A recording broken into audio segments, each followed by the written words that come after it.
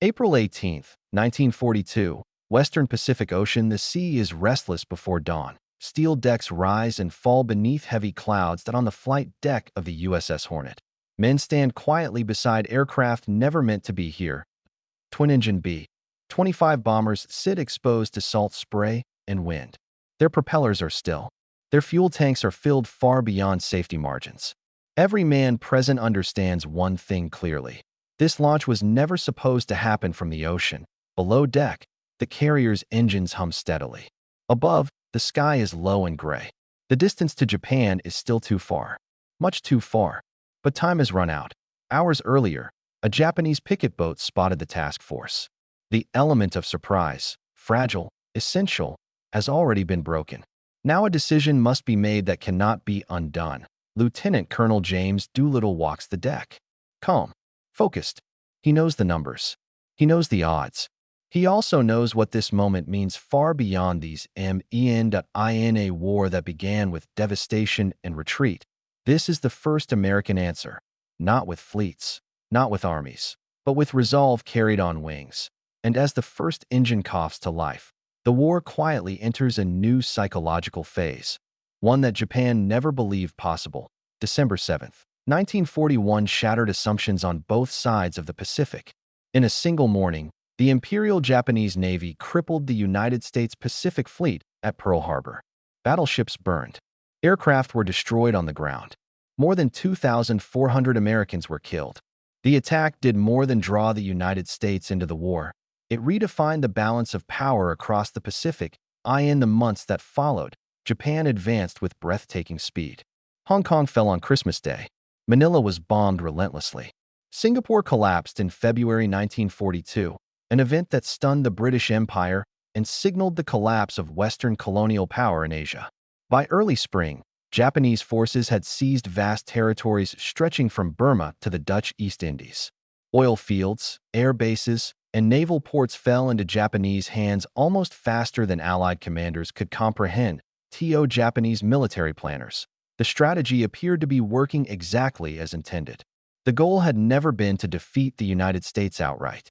It was to shock America, seize key territories, and fortify a defensive perimeter so formidable that Washington would eventually seek a negotiated peace. Early victories reinforced that belief. American forces were retreating. Allied fleets were scattered. The Pacific seemed, at least temporarily, to belong to Japan. Inside the United States, the situation felt grim. The public demanded retaliation, but the military reality offered few options. The U.S. Navy had lost battleships. Aircraft carriers were precious and few. The Army Air Forces had no bases within range of the Japanese home islands. Japan appeared untouchable, protected by distance, by sea, and by confidence. President Franklin D. Roosevelt understood the danger of that perception.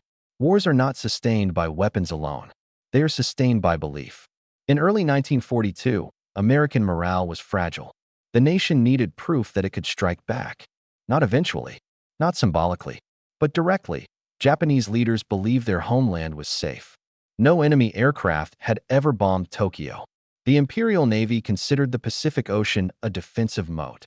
Any American aircraft capable of reaching Japan would require land bases far closer than the United States possessed. Carrier aircraft lacked the range. Army bombers lacked a way to get there. Yet within this strategic stalemate, an unconventional idea began to circulate. The concept was simple in theory and radical in execution.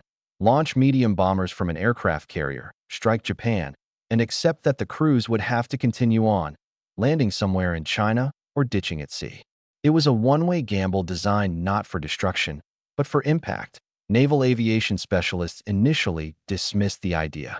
The B-25 Mitchell bomber was not designed for carrier operations. It required long runways, careful takeoffs, and predictable conditions. Carrier decks offered none of that. A failed launch would mean immediate loss of aircraft and crew, possibly damaging the carrier itself. But desperation has a way of reshaping what seems possible. In January 1942, Captain Francis Lowe of the U.S. Navy observed bombers practicing short takeoffs at Norfolk. The image sparked a question that refused to disappear. Could it be done? Not safely, not easily, but once? The idea reached Admiral Ernest J. King, then to General Henry Hap Arnold of the Army Air Forces. From there, it reached the White House. Roosevelt did not ask whether it was safe. He asked whether it was possible. That distinction mattered, because by early 1942, America was not yet fighting to win. It was fighting to prove that it could fight at all, and as planners debated risk, range, and survival, a larger truth settled quietly over the Pacific War. If Japan could be shown that its home islands were vulnerable, the psychological balance would shift forever. That realization would soon demand a man willing to lead a mission with no guarantee of return, and a force prepared to gamble everything on a single strike. That responsibility would fall to James Harold Doolittle, the making of an impossible mission. James Harold Doolittle was not chosen by chance. By 1942, he was already a legend inside American aviation circles. A decorated World War I veteran, a test pilot, a record-setting aviator, a man who understood aircraft not only as machines, but as systems pushed to their limits. When General Henry Hap Arnold asked him to lead a mission that bordered on the impossible, Doolittle did not hesitate. He asked for details. Those details were daunting. The mission required Army Air Forces bombers to take off from a Navy aircraft carrier, something that had never been attempted in combat. The aircraft chosen was the North American B-25 Mitchell, a twin-engine medium bomber known for its reliability and range, but not for short-field performance. Standard carrier aircraft weighed far less and were designed with folding wings, arresting hooks, and reinforced landing gear. The B-25 had none of these. To make the plan workable, the bombers had to be radically modified. Armor plating was removed to reduce weight. Defensive guns were stripped away, except for a tail defense illusion. Painted broomsticks installed to discourage fighter attacks. Bomb loads were reduced and carefully selected for maximum psychological and incendiary effect. Fuel tanks were added wherever space allowed. Inside bomb bays, crawl spaces, even modified rubber tanks secured inside the fuselage. Every modification served a single purpose: range. The crews trained in secrecy at Eglin Field, Florida. They practiced takeoffs measured in mere hundreds of feet. No second chances. No room for error. A mistake on a carrier deck would mean falling directly into the sea. Doolittle insisted that every pilot master the technique personally. Rank mattered less than competence. He led from the front, flying the same aircraft, practicing the same dangerous maneuvers. Meanwhile, coordination with the U.S. Navy intensified. The carrier selected for the mission was the USS Hornet, newly commissioned and largely unknown to the Japanese.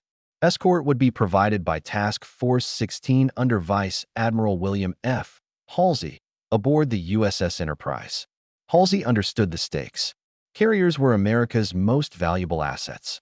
Losing one in early 1942 would be catastrophic. The launch point was calculated carefully, approximately 400 nautical miles from Japan. At that distance, the B-25s would have just enough fuel to reach targets in Tokyo, Yokohama, Nagoya, and Kobe, then continue on toward airfields in eastern China. Those airfields were rudimentary at best.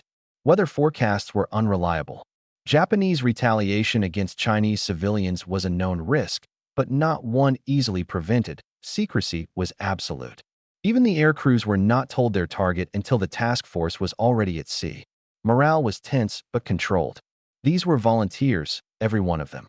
Each man signed on knowing the mission carried extreme risk and uncertain survival. Capture by Japanese forces was considered a likely outcome. On April 2, 1942, the Hornet sailed from San Francisco with 16 B-25 bombers lashed to her deck. Their wings did not fold. They blocked normal flight operations entirely. The carrier was, for the moment, no longer a carrier. It was a floating launch platform. As the task force moved westward across the Pacific, the gamble deepened. Japanese patrols intensified closer to the home islands. Submarines and picket boats formed an early warning screen. If detected too early, the carriers would be forced to withdraw, or worse, fight a battle they were not prepared to win. By mid-April, the force approached the danger zone. Weather worsened. Seas grew rough. Every mile closer increased the chance of discovery. And then, on the morning of April 18, 1942, Discovery came sooner than anyone had planned at approximately 650 nautical miles from Japan, nearly 250 miles farther than intended. A Japanese picket boat spotted the American task force and transmitted a warning before being sunk. The mission could still be aborted. The carriers could turn back. The bombers could be jettisoned into the sea. Instead, Doolittle and Halsey made a decision that would define the war's psychological turning point. They would launch immediately. And in doing so, they would transform a risky plan into a historic act that neither side fully understood. Yet, because once the first bomber left the deck, there would be no return, only consequences. Angle 1. The human perspective. The air crews for the men aboard the B-25s. The mission stripped war down to its most personal scale. There were no formations, no fighter escorts, no contingency plans beyond fuel calculations and hope. Each aircraft carried 5 crewmen: pilot, co-pilot, navigator, bombardier, engineer-gunner. They were young, but not naive. Many had already seen combat or trained for it relentlessly since Pearl Harbor. The early launch changed everything. Extra distance meant extra risk. It meant that even flawless navigation might not be enough. Doolittle did not sugarcoat the reality. He made sure every crew understood the odds before takeoff. There was no expectation of rescue. China was far away. Fuel margins were already thin. The Pacific offered nothing. Yet none of the crews withdrew. Takeoff from the Hornet was the most dangerous moment. The carrier pitched violently in rough seas. Pilots waited for the bow to rise. Engines roaring at full power, brakes locked. Then release. A few seconds of deck. Nothing beneath the wheels but gray water. Each successful liftoff drew a collective exhale from the deck crews watching behind them. Once airborne, the mission became intensely individual. Each crew flew alone at low altitude to avoid detection, navigating by dead reckoning and stopwatch. There were no radios. Silence was enforced. If something went wrong, no help was coming. For many, the fear was not of death, but of capture. Japanese treatment of prisoners was already infamous. Crews carried minimal personal items. Some carried poison pills, though their use was never officially acknowledged. These were not dramatics. They were quiet acknowledgments of reality. Angle 2. Leadership. Doolittle's burden. James Doolittle carried the weight of the mission differently. He was not merely leading a raid. He was testing a concept that could redefine the war's trajectory. As mission commander, he accepted personal responsibility for failure. He fully expected to be court-martialed if the operation went poorly, especially if the carriers were lost. Doolittle's leadership style was calm, technical, and deeply personal. He flew the first aircraft off the deck, not for symbolism, but to reduce risk for those who followed. His confidence steadied the crews, not through speeches, but through example. He understood the raid's true purpose. It was never about tonnage destroyed. It was about perception. Japan needed to be shown that distance alone could not protect it. America needed to be shown that it could strike back.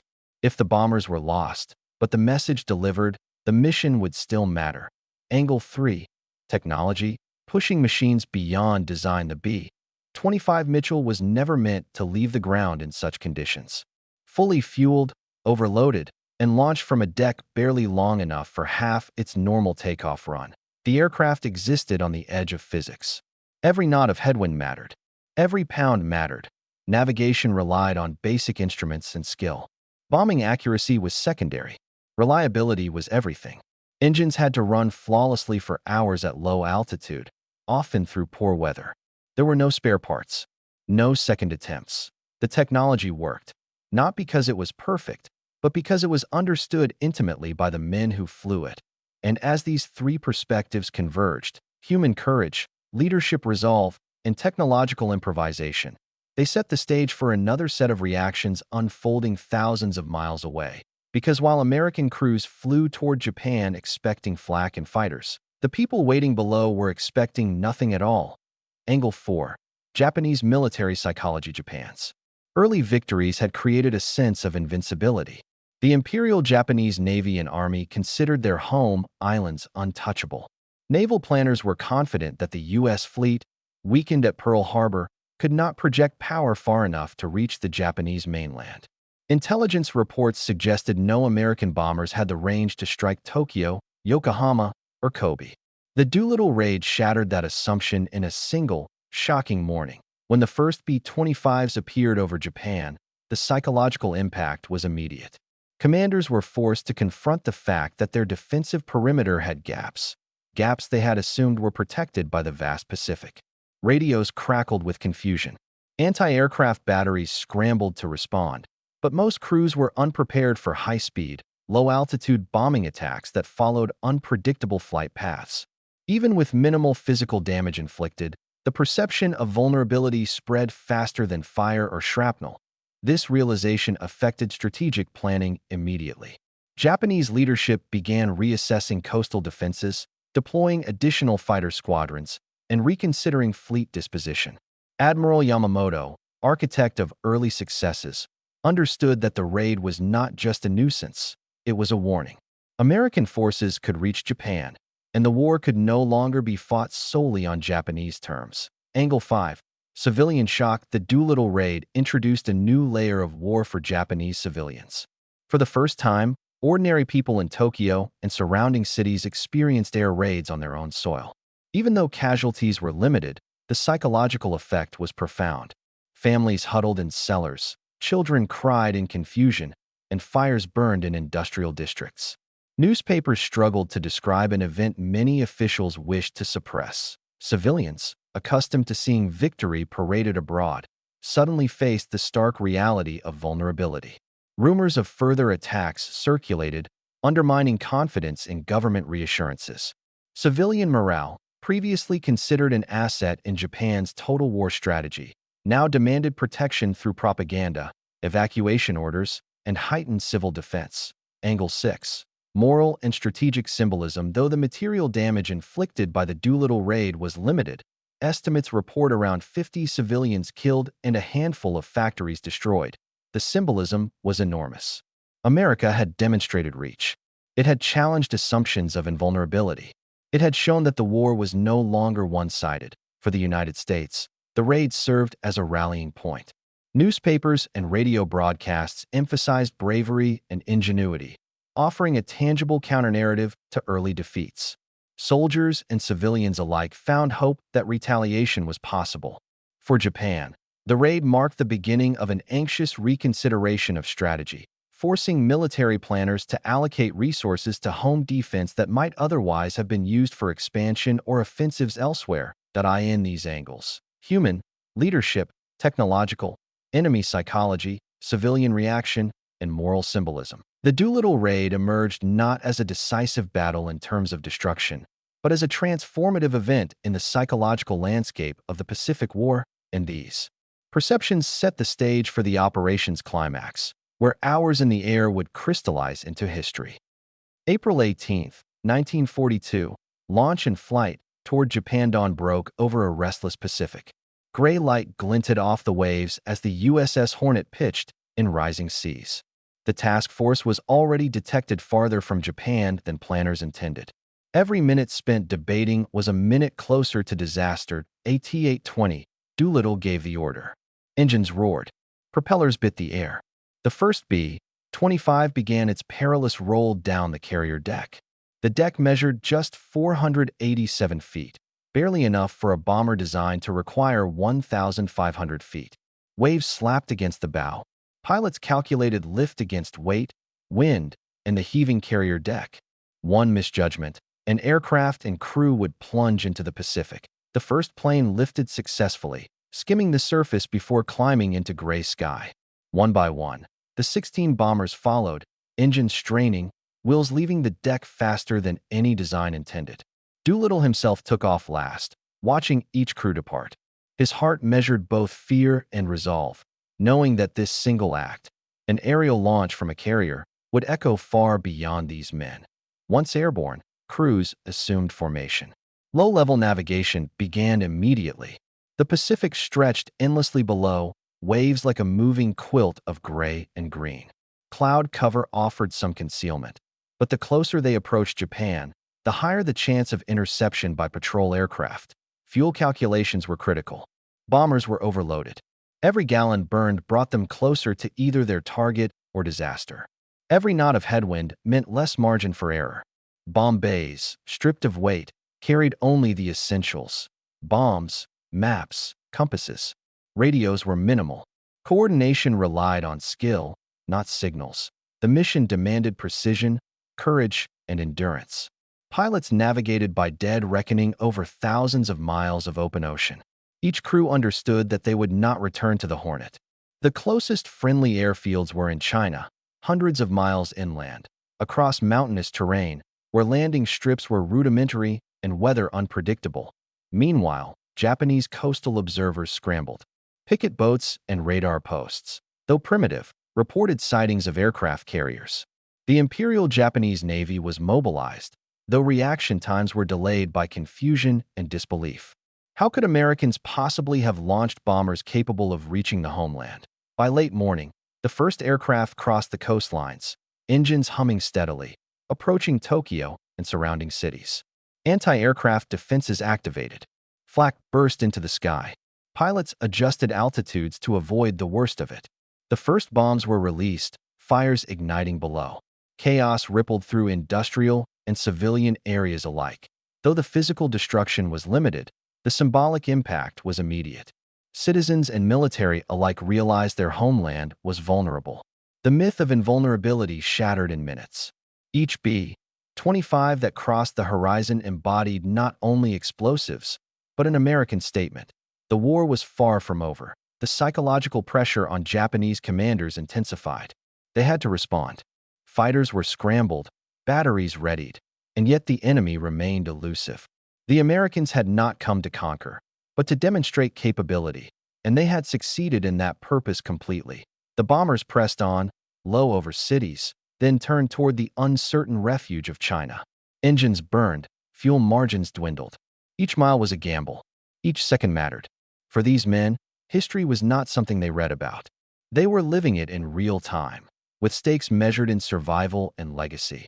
And as the first waves of bombers vanished toward the east, the tide of the Pacific War subtly shifted, ushering in a new era of psychological warfare that Japan could neither anticipate nor ignore. Bombing Japan and the harsh road east by mid-morning, the B-25s reached their targets. Tokyo, Yokohama, Nagoya, and Kobe, the industrial and military heart of Japan, lay spread beneath their wings. Fires erupted where bombs struck, though damage remained relatively limited. Factories, fuel depots, and port facilities sustained hits, but the broader infrastructure remained intact. Yet the psychological tremor was profound. The Japanese command and civilian population were confronted with a reality previously deemed impossible. Enemy bombers had penetrated their home islands. Pilots flew low, weaving to avoid anti-aircraft fire. Flak bursts illuminated the gray sky in fiery arcs. In some cities, observers mistook the aircraft for reconnaissance planes, only to realize too late that the bombers carried destructive payloads. Confusion reigned, alarms sounded, fires spread, and sirens echoed through streets and industrial zones. The moment was brief, but every minute burned the image into the consciousness of those below. Meanwhile, the crews faced the second leg of their mission: escape. Fuel was already perilously low. Weather over eastern China was unpredictable, with spring rains creating slick conditions and treacherous terrain. Doolittle's plan had accounted for emergency landings in China, but the reality was harsher. Mountain ranges, rivers, and forests offered little forgiveness for miscalculations. Navigation errors could be fatal. Some crews made it to Chinese airfields. Others were forced to crash land or bail out into mountains and jungles. 14 of the 16 bombers were lost during the return, whether through crash or fuel exhaustion. 8 crewmen were captured by Japanese forces, 3 were executed, and 1 later died in captivity. The rest escaped with the aid of Chinese civilians and resistance networks. Entire villages had risked retaliation by sheltering airmen, a moral and human cost not calculated in operational charts. From the Japanese perspective, the raid was a shock beyond measure. Commanders convened emergency meetings. Coastal defenses were criticized for failure, fighter deployments accelerated, and plans for offensive operations were reassessed. The psychological blow extended to military strategy. Admiral Isoroku Yamamoto began considering adjustments that would lead, within weeks, to the decisive confrontation at Midway. Japan's sense of invulnerability, The assumption that the American fleet was shattered and unable to strike was gone. Back in the United States, news of the raid spread rapidly. Newspapers heralded the bravery of the volunteers. Roosevelt's administration seized the opportunity for a morale boost. The message was clear.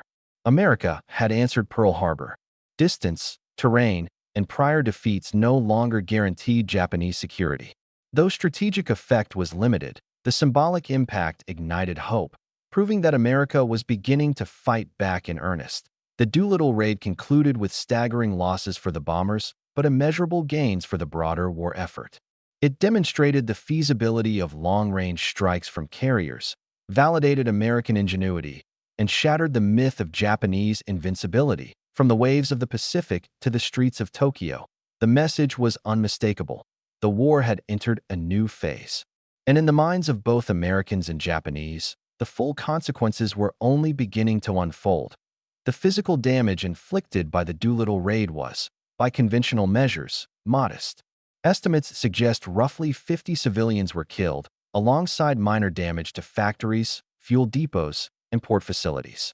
No major military installations were destroyed, and Japanese aircraft losses on the ground were minimal.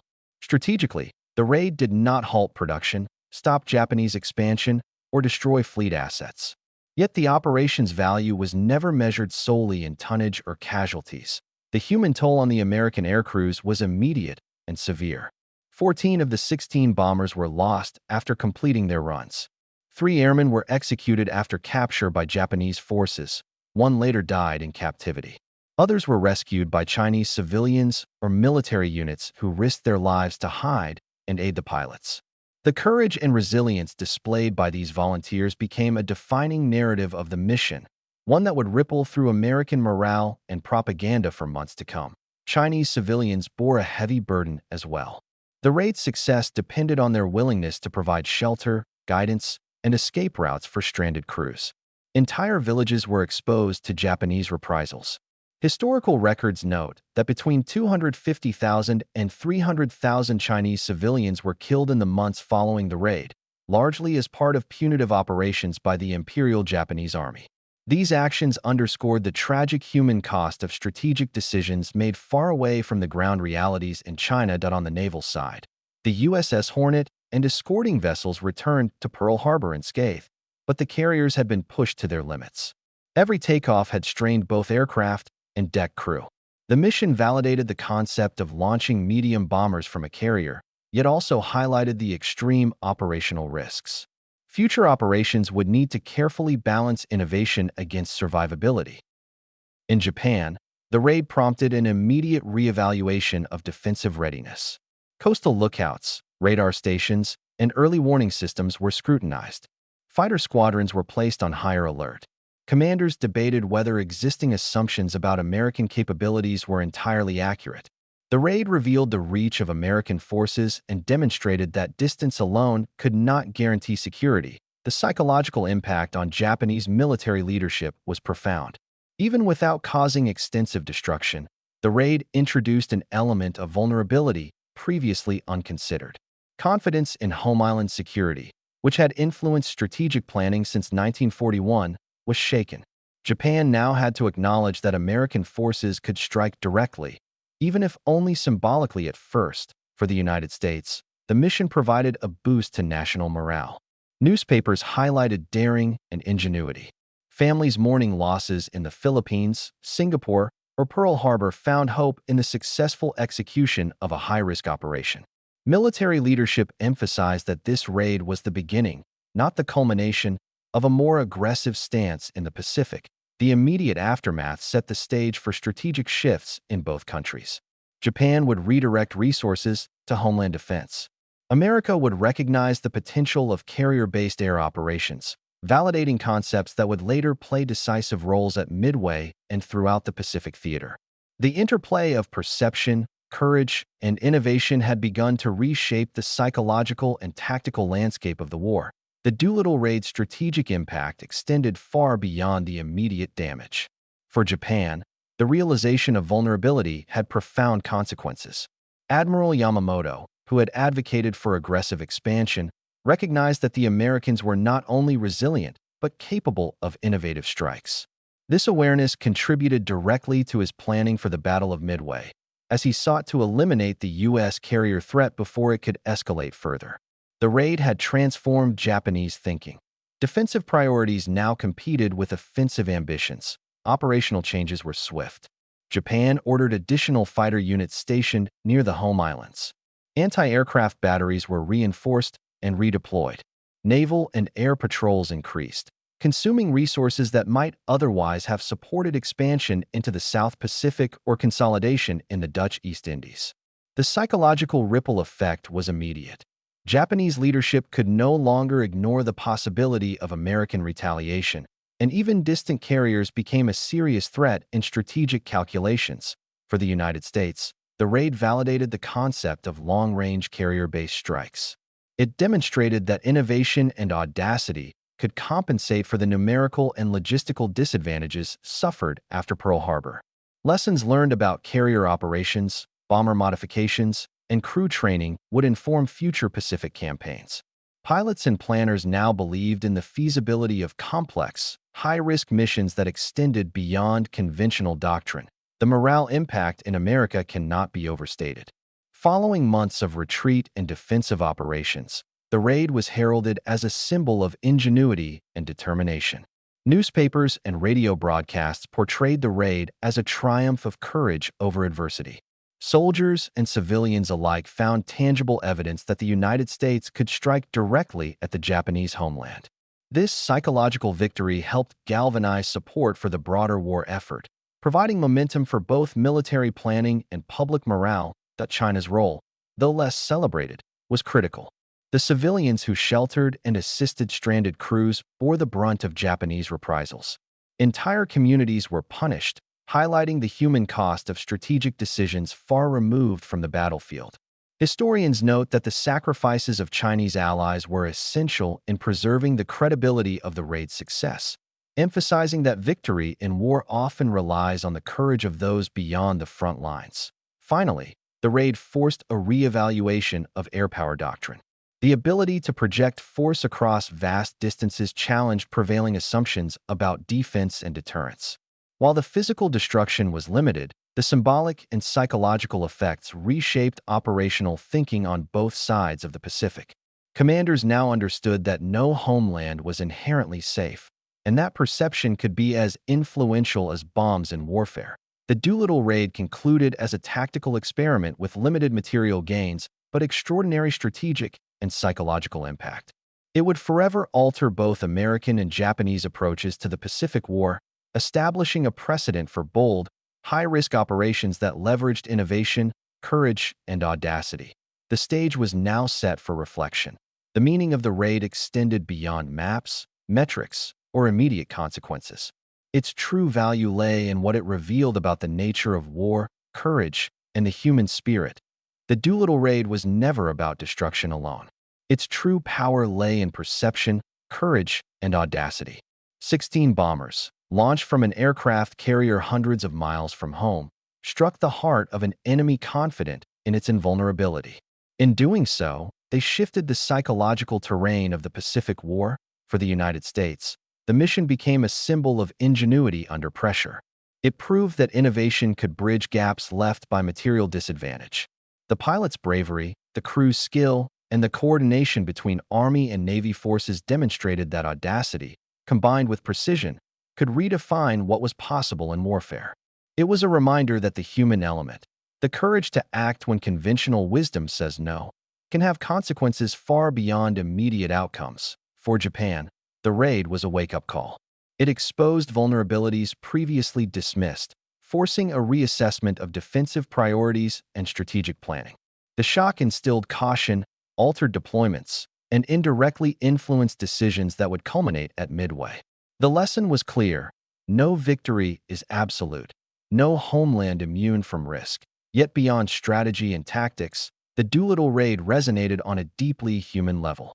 Civilians, both in Japan and China, became participants in a conflict that spanned oceans.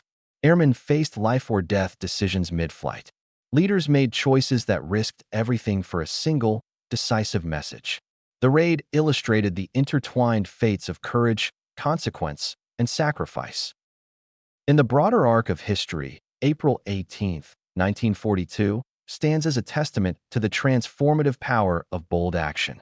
The mission's material impact was limited, but its symbolic resonance reshaped perceptions, inspired nations, and altered the psychological calculus of war.